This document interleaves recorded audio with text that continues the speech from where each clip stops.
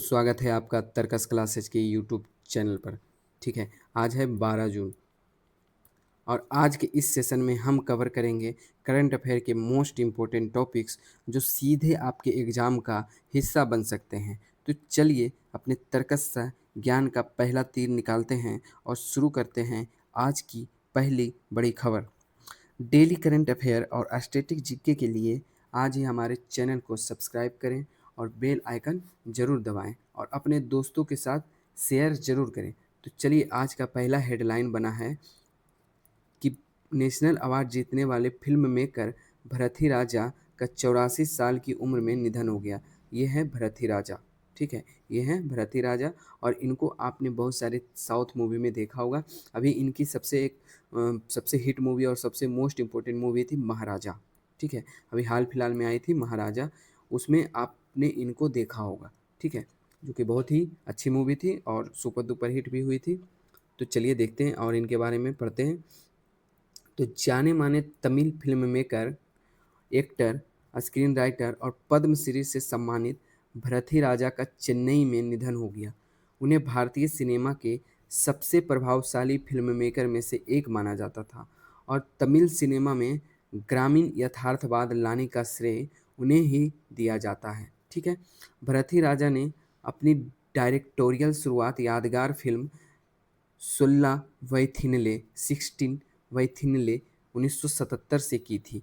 इस फिल्म ने studio set से हटकर असली गाँव में शूटिंग करके तमिल सिनेमा में क्रांति ला दी थी। ठीक है, ये जो मूवी है इन्होंने गाँव में जाकर के शूटिंग की थी। भरथी राजा को 6 नेशनल फिल्म अवार्ड मिले और भारतीय सिनेमा में उनके योगदान के लिए 2004 में पद्मश्री से सम्मानित किया गया था। ठीक है, तो टोटल कितने नेशनल फिल्म अवार्ड मिले हैं? तो 6, और 2004 में पद्मश्री से सम्मानित किया गया था। 6 फिल्म नेशनल अवार्ड मिले और 2004 में पद्मश्री से सम्मानित किया गया था। ठीक है, डायरेक्शन के अलावा उन्होंने आयुथा एजुथु, तिरुचितम्बरम चिदम्बलम और महाराजा जैसी कई बेहतरीन फिल्मों में भी एक्टिंग की थी। ठीक है, आगे देखते हैं इनके बारे में, भरथी राजा के बारे में जानते हैं। तो पहला है कि जन्म का नाम इनका क्या था? तो चिन्ना स्वामी पेरीमाया थेवर। ठीक है, और इनका जन्म कहाँ हुआ था?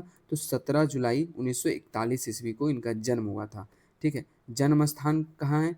तो अलीनागरम, थेनी जिला, तमिलनाडु। ठीक है, कहाँ है? तो अलीनागरम, थेनी जिला, तमिलनाडु। डायरेक्शन की शुरुआत इन्होंने कब की? तो 1977 में की। किस मूवी से?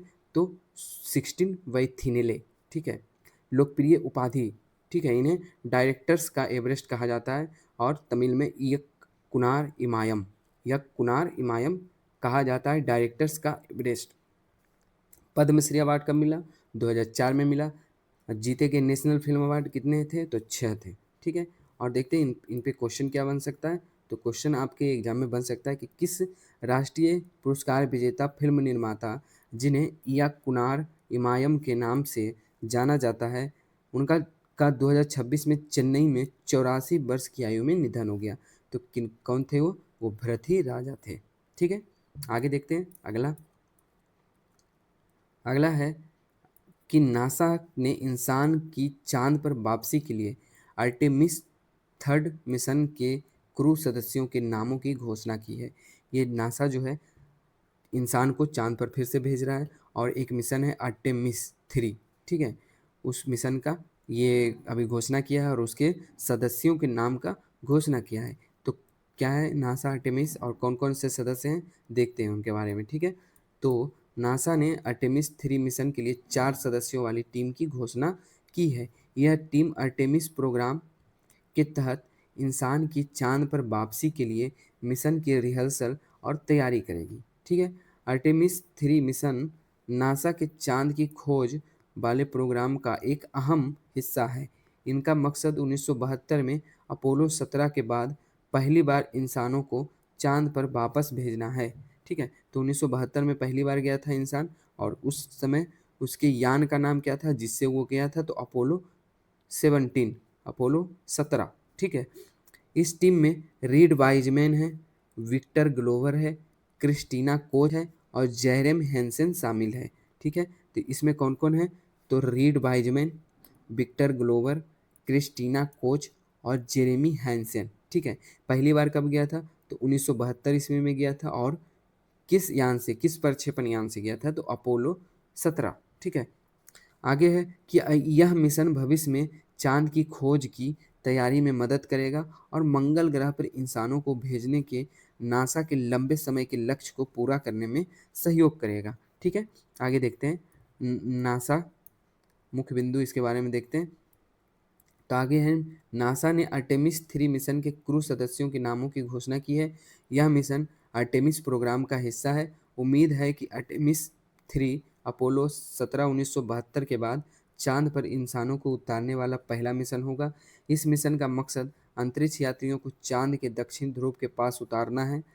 माना जाता है कि दक्षिणी ध्रुव वाले इलाकों में बर्फ के रूप में पानी मौजूद है।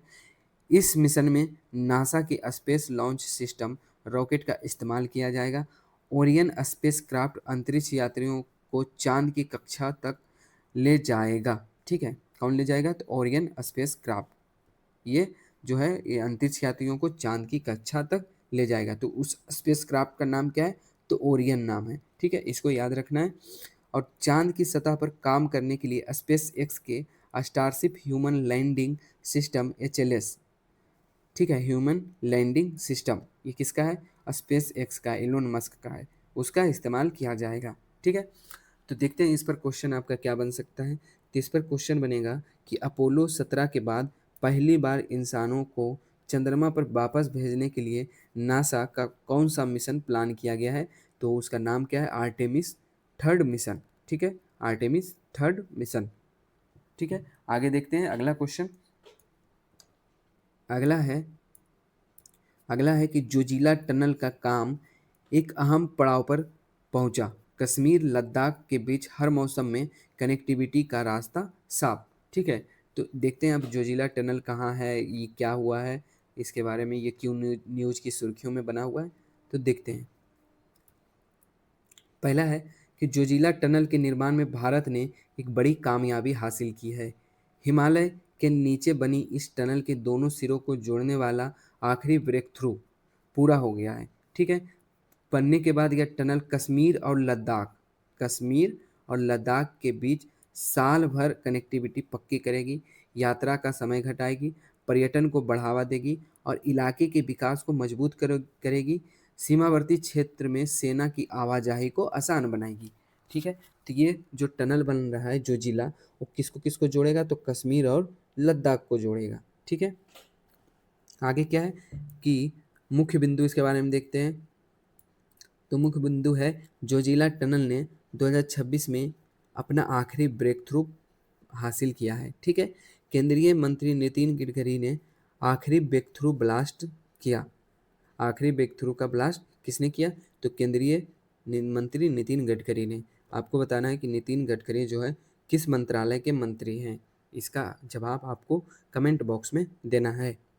यह टनल हिमालय में जोजिला दर्रे के नीचे बनाई जा रही है। कहाँ बनाई जा रही है? तो जोजिला दर्रे के नीचे। ठीक है, यह कश्मीर और लद्दाख के बीच हर मौसम में सड़क संपर्क देगी।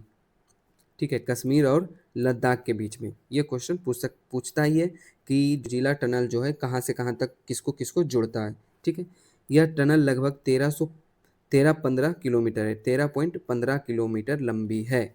ये याद रखना है, मोस्ट इम्पोर्टेंट है ये। और कश्मीर और लद्दाख कितना लंबी है?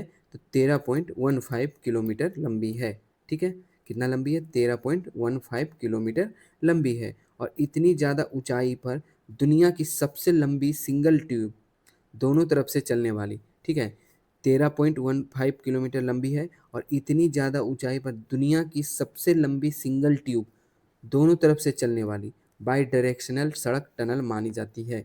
ठीक है, मतलब ये सिंगल ट्यूब है, सिंगल ही है, लेकिन दोनों तरफ से इसमें आदमी आ सकता है, जा सकता है, दोनों तरफ से गाड़ी आ सकता है और जा सकता है। ठीक है, इतनी ज़्यादा ऊंचाई पर दुनिया का यह सबसे लंबा है। इस प्रोजेक्ट से जोजिला सेक्टर में यात्रा का समय काफ़ी कम हो जाएगा। यह टनल लद्दाख तक रक्षा बलों और जरूरी सामान की आवाजाही के लिए रणनीतिक रूप से बहुत अहम है। ठीक है, अब देखते हैं इस पे क्वेश्चन क्या बन सकता है। तो इस पे क्वेश्चन बनेगा कि किस टनल प्रोजेक्ट में 2026 में बड़ी कामयाबी मिली जिससे कश्मीर और लद्दाख के बीच हर मौसम में कनेक्टिविटी का सपना सच होने के करीब आ गया है। तो जोजिला टनल, ठीक है, कौन सा टनल है? तो जोजिला टनल है। ये किसको किसको जोड़ता है? तो कश्मीर और लद्दाख को जोड़ता है। इसकी लंबाई कितनी है? तो 3.15 किलोमीटर, 13.15 किलोमीटर है। तो क्वेश्चन ये भी बन सकता है कि जोजिला दर्रा जो जोजिला टनल बना है उसकी लंबाई कितनी है, किसको किसको जोड़ता है, ठीक है। और अगला देखते हैं आगे क्या बना है क्वेश्चन। तो आगे है कि जोहो ने भारत में डिजाइन किए गए सर्वर नाथुला के साथ हार्डवेयर सेक्टर में कदम रखा है। जोहो ने भारत में डिजाइन किए गए सर्वर नाथुला के साथ हार्डवेयर सेक्टर में कदम रखा है। जोहो का नाम आप लोग ने अभी हाल फिलहाल में बहुत सुना था, ठीक है, इंडियन ईमेल है ना। तो देखते हैं अब पूरा डिटेल बारे में देखते हैं। तो भारतीय टेक्नोलॉजी कंपनी जोहो कॉरपोरेशन के साथ नाथुला लॉन्च करके हार्डवेयर सेक्टर में एंट्री की है। यह भारत में ही डिजाइन किया गया है सर्वर प्लेटफॉर्म है जिसका मकसद एआई इंफ्रास्ट्रक्चर और डेटा सेंटर की लागत को कम करना और साथ ही भारत की टेक्नोलॉजी के मामले में आत्मनिर्भरता को मजबूत करना है।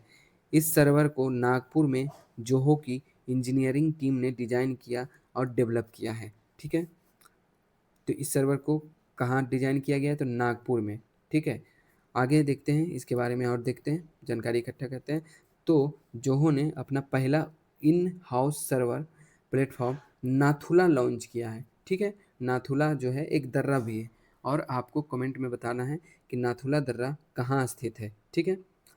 जिससे कंपनी सॉफ्टवेयर से आगे बढ़कर हार्डवेयर डेवलपमेंट के क्षेत्र में भी आगे बढ़ रही है।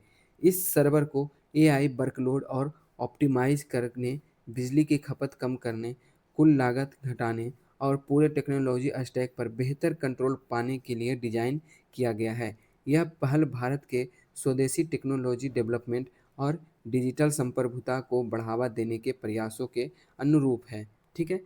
और देखते हैं इसके बारे में मुख्य बिंदु है कि नाथुला लॉन्च करके जोहो ने हार्डवेयर डेवलपमेंट में अपनी पहली बड़ी एंट्री की है। नाथुला भारत में डिजाइन किया गया सर्वर प्लेटफॉर्म है, ठीक है। क्या है? सर्वर प्लेटफॉर्म है जिसे नागपुर में जोहो की इंजीनियरिंग टीम ने डेवलप किया है। इस सर्वर की इंटेल के सहयोग से डेवलप किया गया है, ठीक है। इंटेल क्या है? एक सॉफ्टवेयर है, ठीक है, एक प्रोग्रामिंग लैंग्वेज है और यह इंटेल जियोन 6 प्रोसेसर पर चलता है। अब इस पे क्वेश्चन क्या बन सकता है कि 2026 में हार्डवेयर सेक्टर में एंट्री के तौर पर जोहो द्वारा लॉन्च किए गए भारत में डिजाइन किए गए सर्वर प्लेटफॉर्म का नाम क्या है? तो नाम क्या है? नाथुला, ठीक है। आगे देखते हैं। आगे है कि प्रेसिडेंट द्रौपदी मुर्मू ने आरईसी के पावर फाइनेंस कॉरपोरेशन के साथ मर्जर को मंजूरी दी है, ठीक है। जो है आरईसी है इस और पीएफसी है, ये दोनों को मर्जर हो जाएगा। अभी आरईसी और पीएफसी क्या है तो देखते हैं। भारत सरकार ने पावर फाइनेंस सेक्टर को मजबूत करने की दिशा में एक बड़ा कदम उठाया है। प्रेसिडेंट द्रौपदी मुर्मू ने आरईसी लिमिटेड के पावर फाइनेंस कॉरपोरेशन के साथ मर्जर को मंजूरी दे दी है। तो आरईसी क्या है? तो रूरल इलेक्ट्रिफिकेशन कॉरपोरेशन एक सरकारी कंपनी है जो पावर और इंफ्रास्ट्रक्चर प्रोजेक्ट्स के लिए लोन और फाइनेंशियल मदद करती है, ठीक है। यह मुख्य रूप से बिजली बनाने, ट्रांसमिशन, डिस्ट्रीब्यूशन और रूरल इलेक्ट्रिफिकेशन प्रोजेक्ट्स को फाइनेंस करती है। मर्जर क्यों किया जा रहा है? तो एक मजबूत और बड़ा पावर सेक्टर फाइनेंसिंग इंस्टीट्यूशन बनाने के लिए, ऑपरेशनल एफिशिएंसी में सुधार करने और काम के डुप्लीकेशन को कम करने के लिए, बड़े पैमाने पर एनर्जी और इंफ्रास्ट्रक्चर प्रोजेक्ट्स को फंड करने की क्षमता बढ़ाने के लिए, भारत की बढ़ती पावर और रिन्यूएबल एनर्जी ज़रूरतों को सपोर्ट करने के लिए, ठीक है। तो इसका मर्जर क्यों किया जा रहा है? तो ये 4 पॉइंट है आपके लिए। आगे देखते हैं कि क्या क्या होगा, क्या बदलेगा। तो आरईसी का पावर फाइनेंस कॉरपोरेशन पीएफसी में मर्जर कर दिया जाएगा, ठीक है। पावर फाइनेंस कॉरपोरेशन मिली जुली इंटिटी के साथ बड़ा एसेट बेस और ज़्यादा फाइनेंशियल ताकत होगी, ठीक है। तो इसमें आपका क्वेश्चन क्या बन सकता है? तो जून 2026 में प्रेसिडेंसी की मंजूरी के बाद किन दो पब्लिक सेक्टर पावर फाइनेंसिंग कंपनियों का मर्जर होने वाला है? तो आरईसी लिमिटेड और पावर फाइनेंस कॉरपोरेशन। ठीक है, तो आपको ये क्वेश्चन जो है ये वनडे एग्जाम के लिए है, और ये क्वेश्चन जो है आपको मेंस लिखने में मदद करेगी। ठीक है, तो आगे देखते हैं। आगे है कि एक्सॉन के पूर्व चीफ ली रेमंड का 87 साल की उम्र में निधन हो गया। ठीक है, ली रेमंड जो है एक्सॉन के पूर्व चीफ थे। अब इस इनके बारे में आगे देखते हैं। तो रेमंड जो है, ली रेमंड जो है एक्सॉन मोबिल के पूर्व सीईओ और ग्लोबल ऑयल इंडस्ट्री के सबसे प्रभावशाली लोगों में से एक थे। इनका 87 साल की उम्र में डलास यूएसए में निधन हो गया है। ठीक है, ये क्यों जरूरी थे? तो रेमंड 1963 में एक केमिकल इंजीनियर के तौर पर एक्सॉन में शामिल हुए और सीईओ बनने तक तरक्की करते रहे। उन्हें 1999 में ऐतिहासिक एक्सॉन मोबिल मर्जर को लीड करने की सबसे लीड करने के लिए सबसे ज़्यादा जाना जाता है, जिससे एक्सॉन मोबिल बनी, जो उस समय दुनिया की सबसे बड़ी पब्लिकली ट्रेडेड ऑयल कंपनी थी। ठीक है, तो एक्सॉन क्या था? तो एक ट्रेडेड ऑयल कंपनी था और अभी भी है। ठीक है, उनके लीडरशिप में एक्सॉन मोबिल दुनिया की सबसे ज़्यादा प्रॉफिटेबल कंपनियों में से एक बन गई है। ठीक है, आगे देखते हैं इनके बड़े योगदान। एक्सॉन के ऑपरेशन को आसान बनाया और कंपनी को उसके मुख्य ऑयल और गैर बिजनेस पर फोकस किया। 1989 में एक्सॉन वाल्डेज ऑयल स्पिल और कंपनी के रिस्पॉन्स की देखरेख की। बड़े कॉरपोरेट रिस्ट्रक्चरिंग और एक्सपेंशन के जरिए मॉडर्न ग्लोबल एनर्जी इंडस्ट्री को आकार देने में अहम भूमिका निभाई। ठीक है, विवाद, इन पे कोई विवाद भी था। तो रेमंड क्लाइमेट चेंज को लेकर अपने शक के लिए भी जाने जाते थे। 1990 और 2000 के दशक की शुरुआत में इन्होंने सबके सामने क्लाइमेट साइंस पर सवाल उठाए और ग्रीन हाउस गैस एमिशन को कम करने की इंटरनेशनल कोशिशों का विरोध किया, जिससे वे इन्वायरमेंटल बहसों में एक विवादित इंसान बन गए। ठीक है, तो इन पे क्वेश्चन क्या बन सकता है? तो एक्सॉन के पूर्व चीफ चीफ कौन थे जिनका 2026 में 87 साल की उम्र में निधन हो गया? तो ली रेमंड। एक्सॉन क्या था? तो एक ऑयल कंपनी था, ट्रेडेड ऑयल कंपनी था, पब्लिकली ट्रेडेड ऑयल कंपनी था। ठीक है, नेक्स्ट देखते हैं। India's fertility rate falls below replacement level. ठीक है, तो भारत की फर्टिलिटी रिप्लेसमेंट लेवल से नीचे आया, यह क्यों जरूरी है? ठीक है, इसके बारे में देखते हैं। तो भारत का फर्टिलिटी रेट रिप्लेसमेंट लेवल से नीचे आ गया है। भारत का जो है फर्टिलिटी रेट पहली बार 2.1 के रिप्लेसमेंट लेवल से नीचे गिरकर 1.9 हो गया है। इसका मतलब यह है कि औसतन भारतीय महिलाएं अपनी पूरी जिंदगी में 2 से कम बच्चे पैदा कर रही है। ठीक है, इसलिए फर्टिलिटी रेट जो है इंडिया का वो गिर गया है। तो फर्टिलिटी रेट क्यों गिरा है इसके बारे में देखते हैं। खासकर महिलाओं में शिक्षा का लेवल बढ़ गया है। ठीक है, हेल्थ केयर और फैमिली प्लानिंग सर्विस तक बेहतर पहुंच है, और बच्चों को पालने और पढ़ाने का बढ़ता खर्च है, ये भी एक सबसे महत्वपूर्ण कारण है। बढ़ता शहरीकरण और छोटे परिवारों की प्राथमिकता दिया जाता है आजकल, है ना? तो बच्चे पैदा करने से पहले करियर और फाइनेंशियल स्टेबिलिटी पर ज़्यादा ध्यान दिया जाता है। इसके कारण जो है फर्टिलिटी रेट इंडिया का गिर गया है। ठीक है, और देखते हैं। यह रेट जो है पूरे देश में एक जैसी नहीं है। दिल्ली में फर्टिलिटी रेट सबसे कम है, जो लगभग 1.2 है। ठीक है, वो तो राजधानी है। केरल और तमिलनाडु जैसे राज्यों में भी फर्टिलिटी रेट बहुत कम है। ठीक है, बिहार, उत्तर प्रदेश, मध्य प्रदेश, राजस्थान, छत्तीसगढ़ और झारखंड जैसे राज्य अभी भी रिप्लेसमेंट लेवल से ऊपर है। रिप्लेसमेंट लेवल कितना है? 2.1, और इससे ऊपर है। ठीक है, और औसतन पूरा इंडिया का देखा जाए तो 1.9 आ गया है, तो रिप्लेसमेंट लेवल से नीचे आ गया है। ठीक है, तो देखते हैं इसका क्वेश्चन क्या बन सकता है। तो भारत का टोटल फर्टिलिटी रेट हाल ही में किस लेवल तक गिर गया है जो 2.1 के रिप्लेसमेंट रेट से नीचे है? तो कब कहाँ तक गिरा है? तो 1.9 हो गया है, रहना चाहिए कितना? 2.1। और इन राज्यों में बिहार, उत्तर प्रदेश, एमपी, राजस्थान, छत्तीसगढ़, झारखंड इसमें 2.1 से भी अभी तक ऊपर है। ठीक है, नेक्स्ट देखते हैं। अगला है कि ओमान इंडिया फंड ने कैपिटल स्मॉल फाइनेंस बैंक में अपनी हिस्सेदारी बेच दी है। ओमान इंडिया फंड जो है कैपिटल स्मॉल फाइनेंस बैंक में अपनी हिस्सेदारी बेच दी है। अब देखते हैं इसके बारे में पूरा डिटेल से, है ना।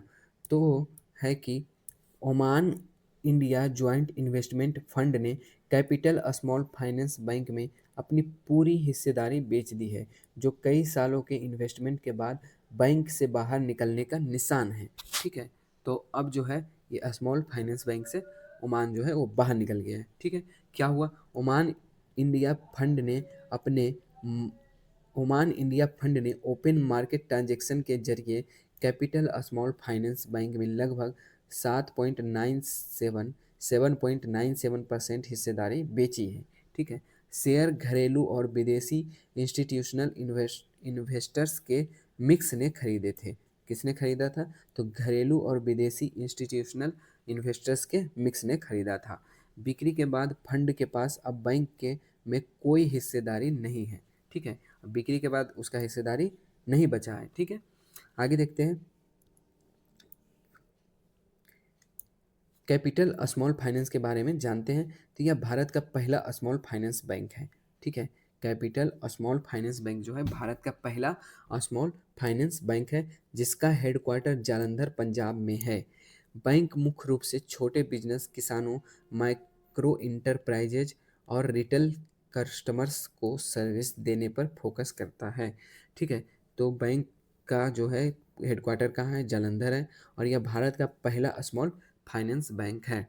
ठीक है, तो किसको किसको ये सर्विस देता था, ये मुख्य रूप से क्या करता था, तो लोन देता था छोटे बिजनेसमैन को, किसानों को, माइक्रो इंटरप्राइजेज को और रिटेल कस्टमर्स को। ठीक है, इसे 2016 में रिजर्व बैंक ऑफ इंडिया से स्मॉल फाइनेंस बैंक का लाइसेंस मिला था। कब मिला था, 2016 में रिजर्व बैंक ऑफ इंडिया से। ठीक है, आगे देखते हैं यह क्यों जरूरी है। तो यह ट्रांजैक्शन ओमान इंडिया फंड द्वारा एक सफल इन्वेस्टमेंट एग्जिट को दिखाता है। ऐसी हिस्सेदारी की बिक्री आम है जब इन्वेस्टमेंट फंड कई सालों तक शेयर रखने के बाद प्रॉफिट बुक करते हैं। यह डील भारत के बैंकिंग और फाइनेंशियल सर्विस सेक्टर में इन्वेस्टर्स की लगातार दिलचस्पी को भी दिखाता है। ठीक है, अब इस पे क्वेश्चन क्या बनेगा, तो हाल ही में किस इन्वेस्टमेंट फंड ने कैपिटल स्मॉल फाइनेंस बैंक में अपनी पूरी हिस्सेदारी बेचकर उसे छोड़ दिया है, तो Oman India joint investment fund. ठीक है, नेक्स्ट देखते हैं। अगला है कि बियोना फिनटेक को बीओयू के तौर पर एनपीसीआई भारत बिल पे सर्टिफिकेशन मिला। किसको मिला, तो बियोना फिनटेक को। अब ये क्या है, बीओक्यू क्या है, एनपीसीआई क्या है। ठीक है, तो इसको देखते हैं आगे क्वेश्चन में। तो बियोना फिनटेक को भारत बिल पे इकोसिस्टम के तहत Bharat bill pay operating unit, तो बीओयू क्या है, तो Bharat sorry bill pay operating unit. ठीक है, बीओयू क्या है, तो बिल पे ऑपरेटिंग यूनिट के तौर पर काम करने के लिए national payment corporation of India NPCI national payment corporation of India से सर्टिफिकेशन मिला है। किसको मिला है, बियोना फिनटेक को। ये कोई फिनटेक कंपनी होगा, फाइनेंशियल टेक कंपनी होगा ये। ठीक है, इसका क्या मतलब है, इस सर्टिफिकेशन से बियोना फिनटेक को भारत बिल पे सिस्टम में सीधे हिस्सा लेने की इजाज़त देता है। ठीक है, ये क्या करता है, यह सर्टिफिकेशन का क्या मतलब है, तो बियोना फिनटेक जो है भारत बिल पे सिस्टम में सीधे हिस्सा लेने की इजाज़त देता है। कंपनी अब अपने नेटवर्क और डिजिटल प्लेटफॉर्म के जरिए बिल पेमेंट सर्विस दे सकता है। कस्टमर तक सुरक्षित और स्टैंडर्ड प्लेटफॉर्म का इस्तेमाल करके अलग अलग यूटिलिटी और रेगुलर बिलों का पेमेंट कर पाएंगे। ठीक है, अब देखते हैं कि भारत बिल पे क्या है। ठीक है, तो भारत बिल पे एक इंटीग्रेटेड बिल पेमेंट सिस्टम है जिसे इन एनपीसीआई ने डेवलप और मैनेज किया था। ठीक है, ये क्या है, इंग्लिश में देखिए, ये बिल पे है, ये बिल पे करने का काम करता है। ठीक है, यह बिजली, पानी, gas, telecom, DTH, insurance premium, loan EMI, school fees और दूसरे रेगुलर बिलों के पेमेंट के लिए एक ही प्लेटफॉर्म देता है बिल पे। ठीक है, ये क्या है, तो भारत बिल पे एक जो है इंटीग्रेटेड बिल पेमेंट सिस्टम है, जिसे किसने डेवलप किया, तो एनपीसीआई ने डेवलप किया है। यह सिस्टम पूरे भारत में इंटरऑपरेबिलिटी, ट्रांसपेरेंसी और सुरक्षित डिजिटल पेमेंट पक्का करता है। अब देखते हैं कि बीओयू क्या है, Bharat bill pay operating unit क्या है। एक ऐसी एंटिटी है जिसे एनपीसीआई ने भारत बिल पे इकोसिस्टम में काम करने के लिए ऑथराइज किया है। भारत बिल पे क्या है, तो Bharat bill pay operating unit एक ऐसी एंटिटी है जिसे एनपीसीएल ने भारत बिल पे इकोसिस्टम में काम करने के लिए ऑथराइज किया है। ठीक है, इस पे क्वेश्चन क्या बनेगा, तो हाल ही में किस फिनटेक कंपनी को Bharat bill pay operating unit BOU के तौर पर एनपीसीआई का भारत बिल पे सर्टिफिकेशन मिला है, तो बियोना फिनटेक को। ठीक है, आगे देखते हैं। अगला क्वेश्चन है कि रक्षा मंत्रालय ने स्वदेशी नेवी जीएनएसएस जैमर के लिए 449 करोड़ रुपया का समझौता किया है। किसने किया, रक्षा मंत्रालय ने। स्वदेश नेवी जीएनएसएस जैमर के लिए कितने का, तो 449 करोड़ रुपया का समझौता किया गया है। ठीक है, तो अभी इसके बारे में पूरा देखते हैं। मिनिस्ट्रियल ऑफ डिफेंस ने भारतीय नौसेना के लिए 20 enhanced capability global navigation satellite system, ठीक है, इसका क्या फुल फॉर्म हो गया, global global navigation satellite system capability enhanced enhanced capability global navigation satellite system, enhanced capability global navigation satellite system jammer खरीदने के लिए बेंगलुरु स्थित अकार्ड सॉफ्टवेयर एवं सिस्टम्स प्राइवेट लिमिटेड, ठीक है, Accord software and system private limited के साथ 449 करोड़ का समझौता अनुबंध किया है। ठीक है, इसके मुख्य बिंदु क्या क्या है देख लेते हैं। मुख्य बिंदु है कि रक्षा मंत्रालय ने बेंगलुरु की Accord software and systems private limited के साथ अनुबंध किया है। अनुबंध का कुल मूल्य 449 करोड़ है। भारतीय नौसेना को 20 कितने 20 enhanced capability global navigation satellite system jammer मिलेंगे। कितने मिलेंगे, तो 20 मिलेंगे। ठीक है, अनुबंध में कम से कम 75% स्वदेशी सामग्री की उपयोग अनिवार्य है। इसमें कम से कम 75% जो है वो स्वदेशी सामग्री इसमें मतलब उपयोग करने का अनिवार्य बनाया गया है। यह समझौता buy Indian Indian indigenous Indian indigenously design develop and manufacture श्रेणी के तहत किया गया है। यह समझौता रक्षा सचिव राजेश कुमार सिंह की उपस्थिति में किया गया है। तो रक्षा सचिव कौन है, राजेश कुमार सिंह।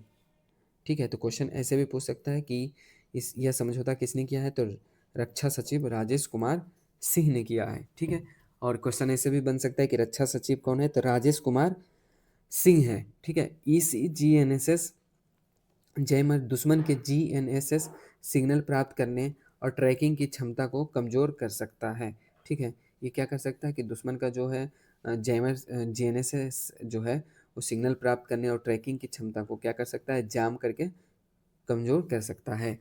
ठीक है, आगे देखते हैं। आगे है कि ये सिस्टम सिग्नल स्पूफिंग और भ्रामक जैमिंग ऑपरेशन कर सकता है। ये जैमर भारतीय नौसेना के प्लेटफॉर्म को ऑपरेशनल सुरक्षा और जीवित रहने की क्षमता को बेहतर बनाएंगे।